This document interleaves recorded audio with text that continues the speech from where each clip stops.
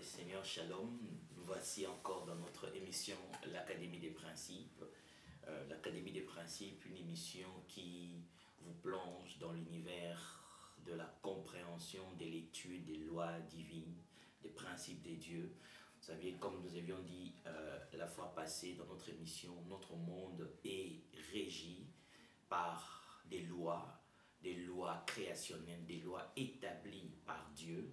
Vous savez, le monde dans lequel nous sommes n'est pas un produit du hasard. Le monde ne fonctionne pas suivant la loi du hasard. Vous savez, j'aime toujours dire, si le monde était régi par le hasard, alors les créateurs seraient moins intelligents.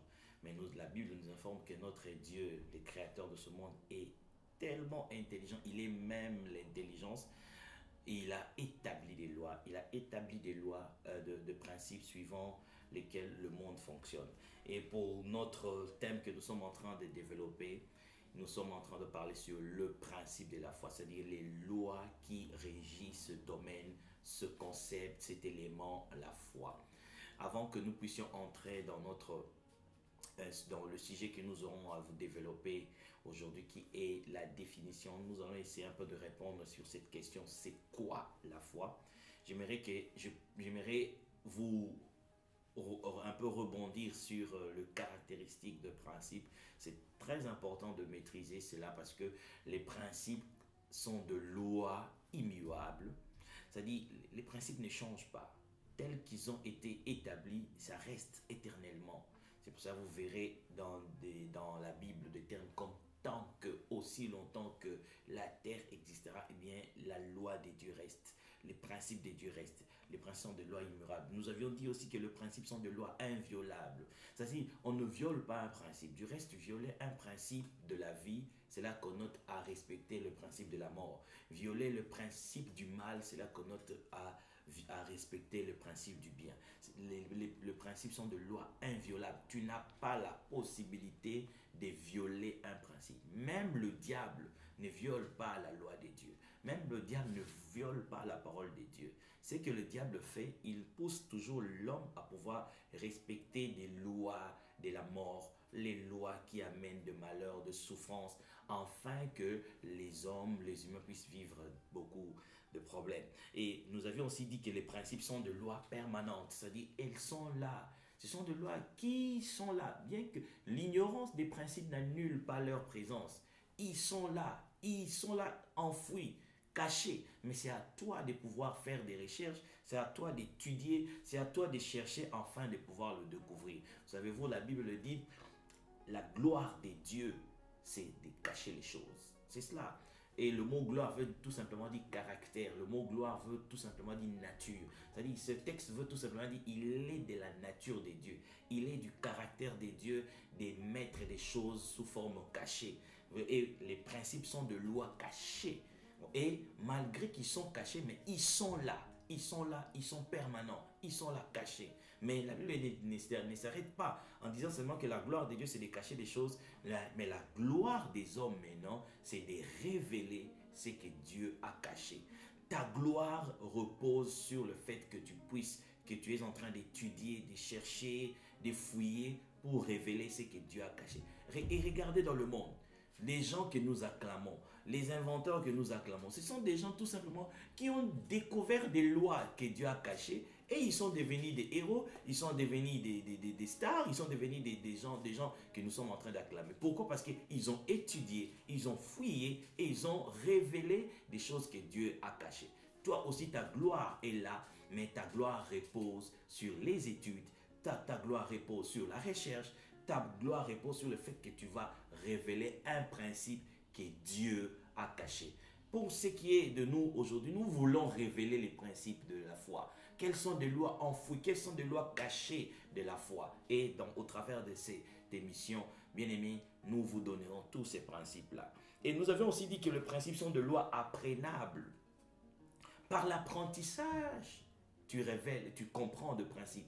Par l'apprentissage, tu révèles ce que Dieu avait caché. Par l'apprentissage, tu cherches, tu fouilles ce que Dieu avait caché. Et les principes, on les apprend. Vous savez, les principes ne se révèlent pas par la prière. Les principes ne se révèlent pas par imposition de main. Les principes ne se révèlent pas par des miracles. Les principes se révèlent par la recherche. Les principes se révèlent par l'étude. Les principes se révèlent par de fouilles. Lorsque tu fouilles, et là, tu vas apprendre les principes. Ce sont des lois apprenables. Nous avions aussi dit que les principes ne s'améliorent pas. Tu n'as pas amélioré. Non, le principe, si le principe est rouge, ça doit rester en rouge. Tu ne dois pas mettre, non, moi j'aime pas la couleur rouge, je veux que les principes soient bleus. Non, ce n'est pas à toi d'améliorer. Et sur ça, sur cette compréhension est très importante. Pourquoi? Parce que cela va vous éviter à chercher, à inventer des concepts, à inventer des idées qui ne sont pas des dieux, des idées que les hommes sont en train d'introduire, de vouloir introduire dans les choses des dieux. Les principes ne s'améliorent pas. Les principes se respectent tels qu'ils sont. Et nous avions aussi dit les principes ne s'inventent pas. Tu n'as pas inventé les principes se découvrent. Tu dois découvrir ces principes. Et nous avons aussi dit aussi que le principe renferme en eux les jugements. Très important. Le principe renferme en eux les jugements. Vous savez, je vous dis une chose, Dieu ne bénit pas. Dieu ne maudit pas. Mais Dieu a établi des lois, Dieu a établi des principes qui bénissent. Dieu a établi des lois qui maudissent. C'est-à-dire, si tu respectes les principes de la bénédiction, tu seras béni. Et lorsqu'on est venu, on dit Dieu nous a béni. En vérité ou en réalité, tu as respecté des principes qui t'ont amené à la bénédiction. Si tu respectes les principes de la malédiction, eh bien tu seras maudit. Parce que les principes renferment en eux les jugements. Les principes bénis, les principes maudits. Lorsque tu respectes les principes de la foi, tu auras la foi. Et lorsque tu violes les principes de la foi, tu n'auras pas la foi. Et les principes sont de lois conséquentes. Sont des lois conséquentes. Vous savez, si tu te mets devant un train par exemple, nous savons ce qui va t'arriver lorsque le train va t'attraper. Pourquoi? Parce que tu as respecté un principe, eh bien, tu subis les conséquences. Les principes sont de lois conséquentes. Vous savez, en étudiant des principes, tu vas commencer à prédire l'avenir. Voilà pourquoi j'aime toujours dire, ce sont des lois qui permettent à ce que l'homme puisse prédire l'avenir. Tu deviendras un prophète. Lorsque tu apprends des principes, tu commenceras à prophétiser sur ta vie. Tu commenceras même à profiter sur la vie des autres. Parce que lorsque tu vois quelqu'un en train de violer un principe, tu sais savoir jusqu'où ira sa vie. Parce que les principes sont de lois conséquentes. Une personne qui ne cherche pas, une personne qui est paresseuse, une personne qui n'étudie pas, c'est normal qu'elle soit idiote. C'est normal qu'elle ne puisse pas avoir un bon raisonnement. C'est normal que l'intelligence lui soit étrange. Pourquoi? Parce qu'elle n'étudie pas. C'est normal. Vous savez, aujourd'hui, dans le monde ecclésiastique, l'intelligence est devenue très rare. Pourquoi? Parce que nous avons remplacé l'onction, nous avons remplacé le travail de l'esprit au travail de l'homme. Dieu t'a donné de l'intelligence. L'intelligence, c'est comme le cerveau. Le cerveau, c'est comme le muscle. Eh bien, un muscle, si tu veux avoir de bons muscles, il faut l'exercer. Il faut l'exercer. Il en est de même aussi avec le cerveau. Ton intelligence exige l'exercice. Et la nourriture de l'intelligence, c'est l'information. Plus tu acquiers l'information, plus tu es en train d'exercer ton cerveau, plus tu es en train de devenir intelligent. C'est cela, c'est cela. Vous savez, je vais vous donner un petit processus de la vie très important. Vous savez, tout dans la vie exige de l'information. Après l'information, il y a ce qu'on appelle la compréhension. Et après la compréhension, il y a ce qu'on appelle la pratique. C'est seulement ceux-là qui pratiquent, qui jouissent des choses. C'est seulement ceux qui pratiquent, qui jouissent, qui bénéficient des choses. Mais tu ne peux pas pratiquer ce que tu n'as pas compris et tu ne peux pas comprendre ce que tu n'as pas appris. La vie obéit à ce processus. C'est-à-dire que tu dois commencer à apprendre et chercher à comprendre ce que tu as appris et commencer à appliquer ce que tu as compris. Et en respectant ces processus, c'est alors que tu auras beaucoup de choses dans la vie. C'est alors que tu auras à réussir dans ta vie. Et c'est ce que la Bible appelle la notion de l'intelligence et de la sagesse. La Bible dit, lorsque tu es intelligent et lorsque tu es sage, tu réussiras dans la vie. Si tu veux réussir, sage, cherche à comprendre, cherche à apprendre et comprends ce que tu es en train d'apprendre et pratique ce que tu es en train de comprendre. C'est alors que tu vas réussir. Et pour la suite de caractéristiques, de principes, je disais tantôt encore, le principe sont des lois qui protègent. Les principes, ce ne sont pas des lois qui délimitent notre influence. Non, les principes sont des lois qui protègent. Vous savez, lorsque par exemple un fabricant dit, par exemple, il invente un produit, il dit, eh bien, mon produit, ou par exemple un téléphone ou une télévision, il dit, ne mettez pas ce produit dans un endroit où il fait 20 degrés par exemple.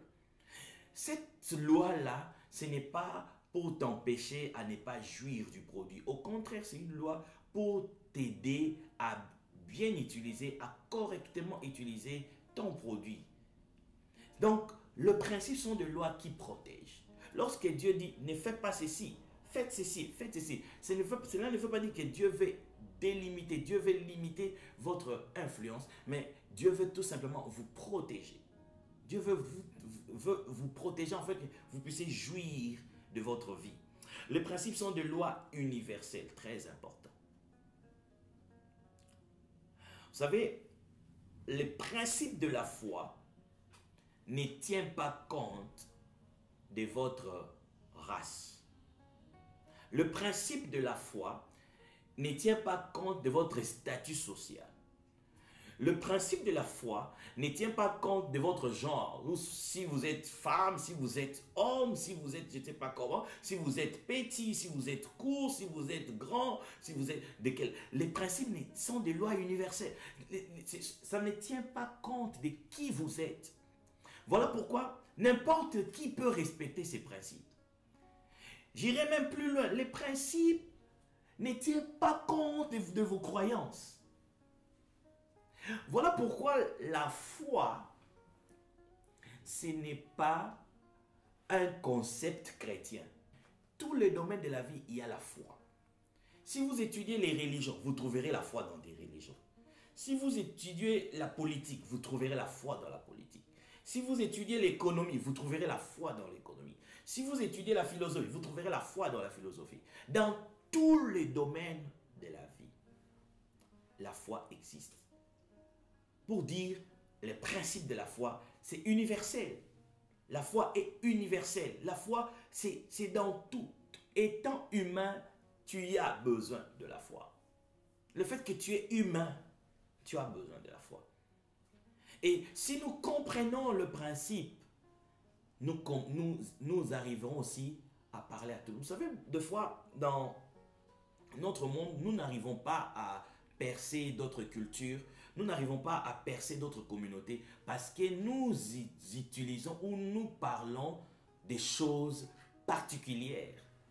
Nous ne parlons pas de principes. Lorsque vous parlez de principes, vous toucherez toutes les cultures. Les principes n'est pas culturel.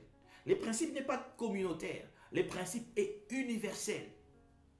Lorsque vous parlez des principes, vous toucherez toutes les races. Vous toucherez toutes les communautés, vous toucherez toutes les cultures. C'est là, les principes ne dépendent pas du lieu, les principes ne dépendent pas du temps, les principes ne dépendent pas de l'époque.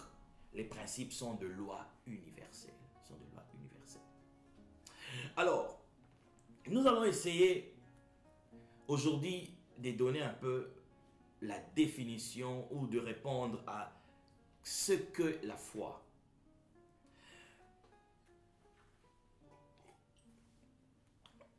Vous savez, lorsqu'on parle de la définition de la foi, lorsqu'on demande à une personne, c'est quoi la foi?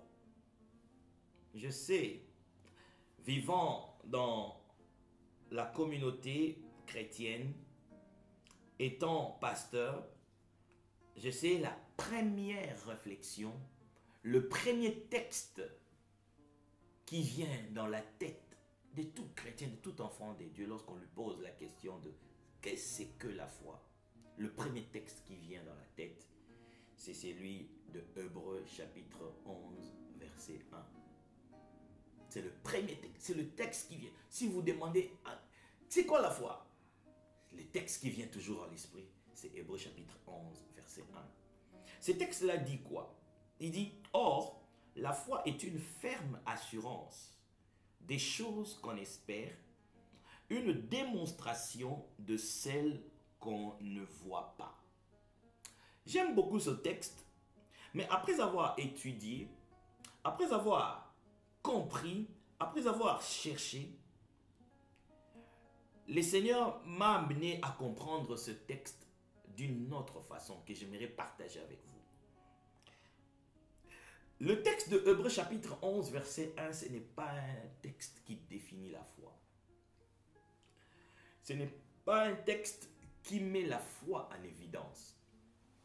Du reste, si vous étudiez tous les chapitres de Hébreux chapitre 11, vous verrez qu'on parle des hommes ou de ceux-là qui avaient la foi. Hébreux chapitre 11, verset 1 parle de caractéristiques ou de propriétés de la personne qui possède la foi et non de la foi. Si je veux dire ces textes d'une autre façon, je dirais ceci. Lorsque quelqu'un a la foi, cette personne aura une assurance ferme. C'est-à-dire la personne sera assurée. Elle sera ferme. Elle aura de l'assurance. Pourquoi elle a de l'assurance? Parce qu'elle a la foi. Et elle aura une assurance ferme des choses qu'elle espère. Et cette personne peut même vous démontrer, cette assurance peut même vous démontrer qu'elle aura ces choses, même si ces choses ne sont pas encore visibles. En d'autres termes, ce texte ne définit pas la foi, mais montre le comportement ou les caractéristiques de la personne qui possède la foi. Vous savez, dans notre intervention passée, nous avions dit que la foi est un concept. La foi, c'est un élément. Tel que tu as l'argent, c'est tel que je peux dire que tu as l'argent, tel que je peux aussi dire que tu as la foi. C'est-à-dire, toi et l'argent sont deux objets.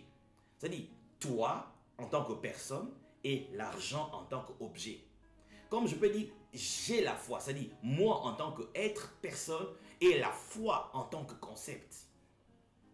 Donc la foi, c'est quelque chose qu'on a, c'est quelque chose qu'on possède. Et lorsqu'on possède cette chose, conséquence, tu vas commencer maintenant à manifester certaines choses, certaines attitudes, certaines caractéristiques. Et ces caractéristiques, c'est quoi? Tu auras une assurance ferme.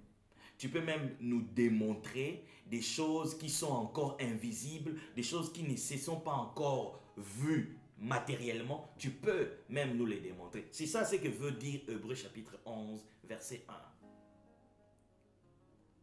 Vous savez, lorsque je parle de ces choses, il y a toujours une histoire qui me vient dans la tête. Il s'agit d'une de mes belles-sœurs avec qui on était ensemble. Elle était venue me prendre dans un hôtel en voiture.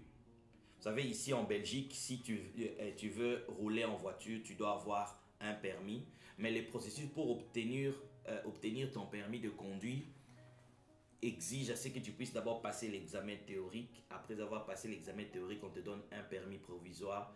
Après avoir passé, ensuite tu vas passer l'examen pratique. C'est alors qu'on te donnera le permis définitif. Et cette belle-sœur, elle avait passé son examen théorique. Elle a eu le permis provisoire. Et elle a commencé à rouler, à s'exercer pour se préparer à passer son permis, son examen pratique et avoir son permis définitif. Mais le permis provisoire a des limites.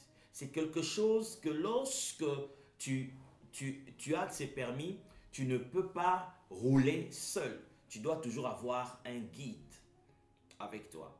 Et elle est venue me prendre à l'hôtel là où j'étais. Elle avait un permis provisoire et elle n'avait pas de guide. Nous sommes entrés, je suis entré dans la voiture. Moi, je ne savais pas. Elle roulait. À un moment, elle voit la police. Elle était complètement paniquée. C'est alors qu'elle va m'avoir en disant, pasteur, je n'ai pas de permis définitif. Le permis que j'ai, c'est provisoire. À vrai dire, je ne peux pas conduire seul. J'ai dit, ah bon? J'ai dit, ok, reste calme, on va passer. Elle était paniquée, complètement paniquée. Après, gloire soit rendue à Dieu, la police ne nous a pas arrêtés, on est passé, on n'était pas dérangé. Elle était complètement pas, elle avait perdu l'assurance parce qu'elle n'avait pas de permis. Quelques jours après, 2 mois après, elle vient me prendre. Dans ma tête, je savais qu'elle n'avait pas toujours son permis. Je vois la police. Maintenant, moi, j'ai dit, attention, il y a la police là-bas. Elle me rétorque en disant, ça ne me fait pas peur, j'ai déjà mon permis définitif. Elle était sereine, elle était calme, assurée. J'ai dit, ah bon, l'esprit va me souffler directement. Pour la fois passée, elle n'avait pas d'assurance parce qu'elle n'avait pas de permis. Mais cette fois-ci, elle avait l'assurance parce qu'elle avait le permis. J'ai compris que le fait qu'elle avait le permis lui a donné de l'assurance. Et le fait qu'elle n'avait pas de permis, elle n'avait pas d'assurance. En d'autres termes, le permis n'est pas l'assurance, mais le permis lui a donné l'assurance. Le fait de ne pas avoir le permis, elle n'avait pas d'assurance. Et le fait qu'elle a eu le permis, elle a eu l'assurance. Permis et assurance sont deux choses distinctes. Mais le permis donne l'assurance. Il en est de même avec la foi. La foi n'est pas l'assurance. Bien que le texte dit, oh, la foi est une assurance. Non, la foi n'est pas l'assurance, mais la foi donne l'assurance. Lorsque tu as la foi, comme ma belle-sœur, lorsqu'elle avait son permis, elle a eu de l'assurance. Mais le permis n'est pas l'assurance. La foi ne donne pas de l'assurance. La foi n'est pas l'assurance, mais la foi donne de l'assurance. Dans ce texte de Hébreux chapitre 11, verset 1, ne définit pas la foi, mais montre le caractéristique, montre le comportement d'une personne qui possède l'élément foi. Alors, si ce texte n'est pas la définition de la foi, qu'est-ce que la foi? Vous savez, en étudiant la vie de Jésus-Christ, notre Seigneur Jésus-Christ connaissait la foi, parlait de la foi, et Jésus a défini aussi la foi. J'ai compris que Jésus-Christ avait sa manière de définir la foi. Et vous savez, Jésus-Christ, c'est la parole. C'est-à-dire que lorsque Jésus nous définit la foi, cela veut dire qu'il définit la foi suivant, parce que la Bible dit tout est créé par lui. C'est-à-dire c'est lui le créateur. C'est-à-dire il définit suivant sa définition originelle. Il définit suivant tel qu'il a établi ce concept de la foi. Nous allons étudier certains textes de la Bible relatant le parcours, le ministère de Jésus-Christ, dans lequel nous allons puiser quelle était la définition de la foi selon Jésus-Christ. Nous allons prendre d'abord certains textes. Nous allons prendre, je prendrai même 4 exemples. Le premier exemple, nous tirons ça dans le livre de Matthieu, chapitre 17, verset 14. Je vais lire rapidement pour que nous ayons l'histoire et soutirons ce que Jésus-Christ parlait de la foi dans le texte. Matthieu chapitre 17, verset 14 à 21, la Bible dit ceci. Lorsqu'ils furent arrivés près de la foule, un homme vint se jeter à genoux devant Jésus et dit, Seigneur, aie pitié de mon fils qui est lunatique et qui souffrent cruellement. Ils tombent souvent dans le feu et souvent dans l'eau. Je l'ai amené à tes disciples et ils n'ont pas pu les guérir. Race incrédule et perverse, répondit Jésus. Jusqu'à quand serai-je avec vous? Jusqu'à quand vous supporterai-je? Amenez-les-moi ici. Jésus parla sévèrement au démon qui sortit de lui et l'enfant fut guéri à l'heure même. Le verset 19 maintenant, il dit, alors le disciple s'approchèrent de Jésus et lui dirent, en particulier, il dit, pourquoi n'avons-nous pas pu chasser ces démons? À cause de votre incrédulité, leur dit Jésus. Je vous le dis en vérité, si vous aviez de la foi, comme un grain de sénévé, vous diriez à cette montagne, transporte-toi d'ici là, et elle se transporterait, rien ne vous serait impossible. Mais cette sorte de démon ne sort que par la prière et par le jeûne. C'est-à-dire, les disciples n'ont pas pu chasser ces démons à cause, selon Jésus-Christ, parce que les disciples n'avaient pas la foi. Les disciples n'avaient pas la foi. Il dit, si vous aviez la foi, c'est-à-dire, Jésus suppose que les disciples n'avaient pas la foi. Et comme ils n'avaient pas la foi, ils sont devenus automatiquement incrédules. Voilà pourquoi Jésus va même les appeler race incrédule et perverse. Vous savez, lorsque vous n'avez pas la foi, vous devenez incrédule. La source de l'incrédulité, la cause de l'incrédulité, c'est le manque de foi. Lorsque vous n'avez pas de foi, vous êtes incrédule. C'est dit, la cure contre l'incrédulité, c'est la foi. Maintenant, comment est-ce que Jésus va répondre à leur incrédulité? La réponse se trouve au verset 21, la Bible dit, il dit, cette sorte de démons ne sortent que par la prière et par les jeûnes. Donc les disciples, ils étaient ignorants de ces démons-là, de ces démons. Ils ne savaient pas que ces genres de démons, si nous voulons délivrer ces démons, nous devons être en prière, nous devons être en jeûne. Très important. Vous savez, des fois, lorsqu'on fait des délivrances, les gens disent à la personne qui est possédée d'être en jeûne et prière. Non, Jésus n'a pas dit que le possédé doit être en jeûne et prière. Non, c'est la personne qui délivre qui doit être en jeûne et prière.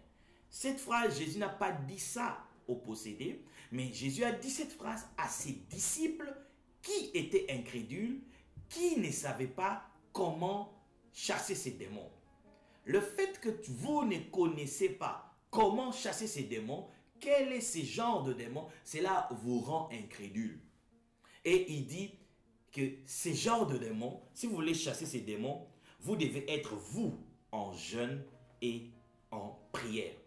Je vais essayer rapidement, il ne nous reste pas beaucoup de temps, de prendre un deuxième exemple et nous allons continuer la fois prochaine. Un deuxième exemple, nous allons tirer ça dans le livre de Luc chapitre 8, versets 22 à 25. La Bible dit ceci. Un jour, Jésus monta dans une barque avec ses disciples.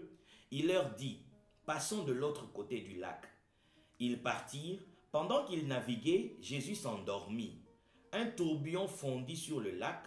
La barque s'est remplissée d'eau et ils étaient en péril. Ils s'approchèrent et le réveillèrent en disant, « Maître, maître, nous périssons. » S'étant réveillé, il menaça le vent et les flots qui s'apaisèrent et le calme revint. Le verset 25, très intéressant, il leur dit, « Où est votre foi ?» Saisis de frayeur et d'étonnement, ils se dirent les uns aux autres, « Quel est donc celui-ci qui commande même au vent et à l'eau et qui ils obéissent ?» C'est-à-dire, ce texte relate que Jésus-Christ savait même parler au vent, savait même parler à l'eau. Mais les disciples ne savaient pas ça. Et le problème de Jésus-Christ, Jésus va se tourner vers ses disciples, il va dire, où est votre foi? Les disciples ne savaient pas quoi faire. Ils ne savaient pas comment parler à l'eau, comment parler au vent. Mais Jésus, au lieu de leur dire, vous ne savez pas comment parler à l'eau, comment parler au vent, Jésus va leur dire, où est votre foi? En d'autres termes, leur problème, c'était tout simplement un problème de foi. Ils ne savaient pas ce qu'ils devaient faire pour parler à l'eau. Ils ne savaient pas ce qu'ils devaient faire pour parler au vent. Nous allons revenir avec d'autres exemples pour pouvoir vous aider à définir, à définir la foi. Mais pour l'instant, nous allons nous arrêter là. Nous comprenons que Hébreux chapitre 11 ne définit pas, ne met pas l'élément foi en évidence. Mais nous allons voir au travers de ces textes, quelques textes. Aujourd'hui, nous avons vu le 2 textes. La fois prochaine, nous allons voir encore les 2 autres textes. Et suivant ces 2 textes maintenant, nous allons maintenant vous donner une définition de la foi selon Jésus-Christ. Pour l'instant, restez branchés et que le Seigneur vous bénisse. Ciao.